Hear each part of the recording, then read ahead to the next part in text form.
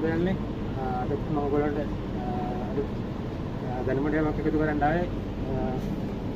මේ කියලා දෙන්නම් මේ ටකොස් රැප් වලින් ගියෝස රැප් එකෙන් ටකොස් පිලින් එක හදාගන්න හැටි, පිලින් එකට කවර් එක හදාගන්න හැටි.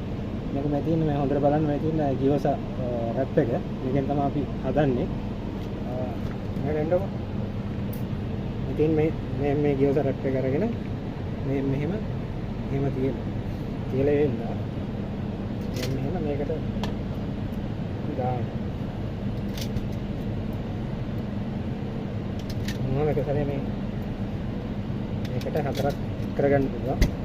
ඊට ඔහම දාලා තද කරලා මේක ගිහිල්ලා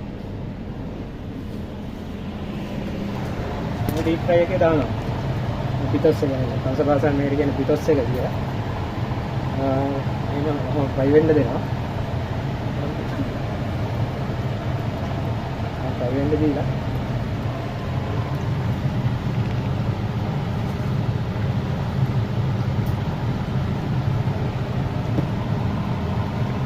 ඊට පස්සේ බලන්න ඕනේ මේක කලර් එක පොඩ්ඩක් ගෝල්ඩන් කලර් එක පාට වෙන්න ඕනේ. ක්‍රන්චි ගතිය තියෙන්න ඕනේ හොඳට.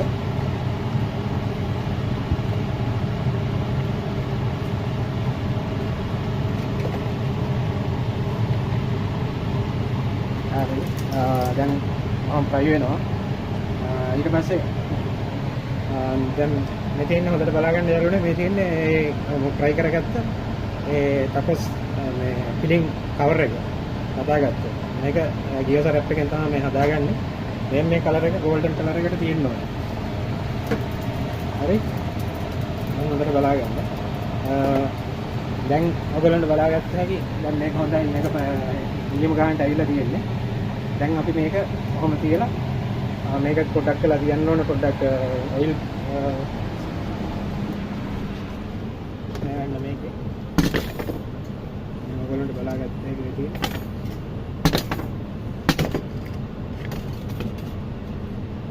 විදිහ තමයි